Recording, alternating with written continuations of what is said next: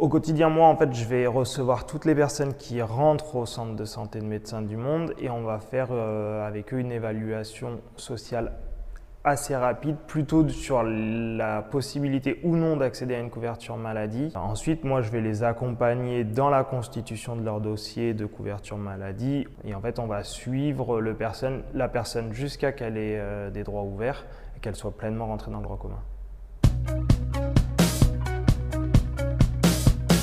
J'ai fait des études universitaires en sociologie et en fait ça m'intéressait pour analyser le monde social et je me suis rendu compte que j'avais un besoin ou une envie d'être acteur du changement social et en fait je me suis dit que le meilleur moyen d'être acteur du changement social c'était d'être travailleur social et du coup j'ai passé les concours d'assistants sociaux.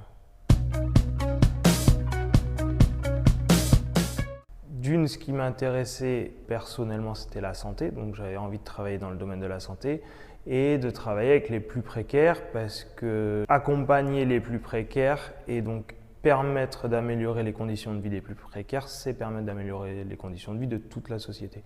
Une société solidaire passe par l'accompagnement qu'elle fait de ces personnes précaires. Le milieu associatif aujourd'hui est la seule réponse. Ce qui me plaît le plus, c'est l'accompagnement des personnes, donc la rencontre avec des individus à un moment donné de leur vie. Au-delà de la rencontre, ça va être les échanges qu'on va pouvoir faire et comment moi je vais pouvoir à un moment les aiguiller pour qu'ils aient plus besoin des travailleurs sociaux.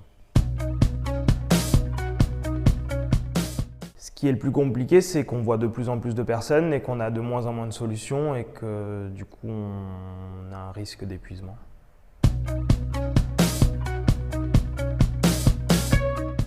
Je lui dirais que s'il veut changer les règles de la société, il faut le démontrer, il faut le prouver et il faut l'expérimenter. Et pour l'expérimenter, l'endroit le plus adapté, c'est l'accompagnement social.